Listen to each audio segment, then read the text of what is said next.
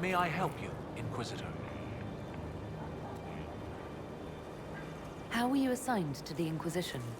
I study primarily the early Chantry, particularly around the signing of the Navaran Accord. That was why I transferred to the University of Orlais, closer to the source than Starkhaven.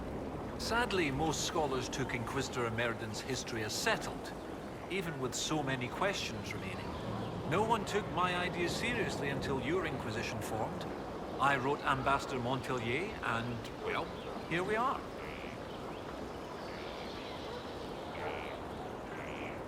What's it like at the University of Orlais? Oh, it's brilliant. Some of the greatest minds I've ever known. The university was always well regarded, but Empress Celine made it the envy of all Thedas. She even got them to start admitting elves. Few bent noses, but it's worth it. Knowledge knows no bounds and all. Emperor Gaspard hasn't demanded any changes yet. We're hopeful it remains so. I take it you're not from Orlais originally. No, Starkhaven. Fourth son of Lord and Lady Kenrick, destined for Chantry service. Fortunately, I convinced them the university might be a fashionable alternative. I'd like to discuss Inquisitor Emeridon. Of course, your predecessor. Existing historical records are contentious. Some say he was a devout Andrasti. Others suggest he cared little for religion, gaining leadership of the Seekers through Emperor Draken's friendship. He disappeared around the time the Seekers of Truth, the original Inquisition, incorporated into the newfound Chantry.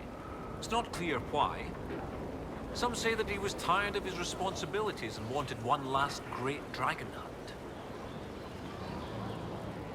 A spirit on the island held the memories and possessions of Emeridon's lover, a woman named Talana. It told us that Emeridon was here on orders from Emperor Draken himself, and where he went next. Andrasti's dimples. I may have received tenure from that sentence alone. Emeridon had a lover. Talana, you said. The Inquisitor's Lady Mage. There was such debate over whether she existed. And there were orders? This was a request from Draken? This changes everything.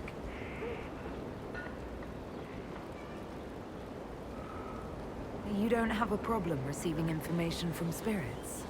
It's not ideal, but since you found corroborating physical evidence, I see no serious issues. Any study of great wars and battlefields carries an inherent risk of contact with demons or spirits. When spirits are willing to talk, most historians love the chance of a first-hand report. What does it change knowing that Emeridon was on a mission from Emperor Draken? Everything. One current theory holds that Emeridon was selfishly throwing off his responsibilities to go hunting. Another suggests Draken had him removed or even killed because Emeridon opposed the Navaran Accord. But if this is true, then Emeridon was a loyal servant of Orlais. He was not an embarrassment. He was a patriot protecting Orlais while Draken fought in the Second Blight. You were surprised to hear that Emeridon had a lover. Yes, this Talana you mentioned. Her existence has been hotly debated. Some scholars took Inquisitor Emeridon's respect for the Chantry to imply that he remained celibate. In ages past, there were stories about him and his lover, a mage. They made it out to be a star-crossed romance. The Chantry silenced the stories strenuously. When I helped the Avar at Stonebear Hold, we learned that the Jaws of Hakon once bound their god's soul to a beast. According to the spirit, the dragon Emeridon faced was powerful and accompanied by hostile Avar. You believe they could be one and the same? That would mean... Of course! Of course! Brilliant! 800 years ago, the Second Blight threatened a weak Orlais. A perfect time for the Avar to attack. This Avar god dragon could have endangered the Orlesian Empire had Emeridon not stopped it. That explains why he would accept such a dangerous mission. And likely how he died.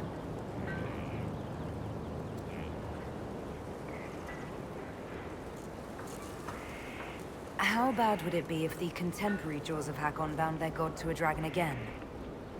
With Orlais still recovering from the Civil War and the Mage Templar conflict, not to mention the remaining demon rifts and Corypheus himself, a high dragon given malice and magic by an Avar god spirit could, hypothetically, destroy much of Orlais. At least, I hope that was hypothetically. You're not concerned about the literal existence of an Avar god? Not particularly. If the Jaws of Hakon once bound their god to a dragon, it is likely just a powerful spirit. That isn't to downplay the important cultural significance to the Avar, but magic does not equate godhood.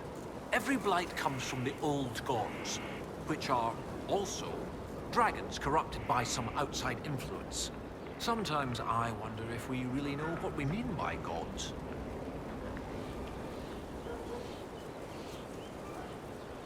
It seems Inquisitor Emeridon saved Orlais 800 years ago. It's time to honor his legacy. The spirit said to follow the river to the north, and something about spires or spikes.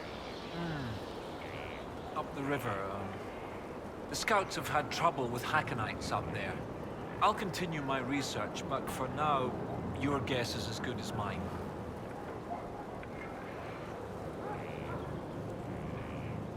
What do you need me to do next, Professor? That spirit on the island said something about Emeridon going upriver to, someplace with spires? While you search upriver, I'll continue studying these buckles. That, sounded better in my head.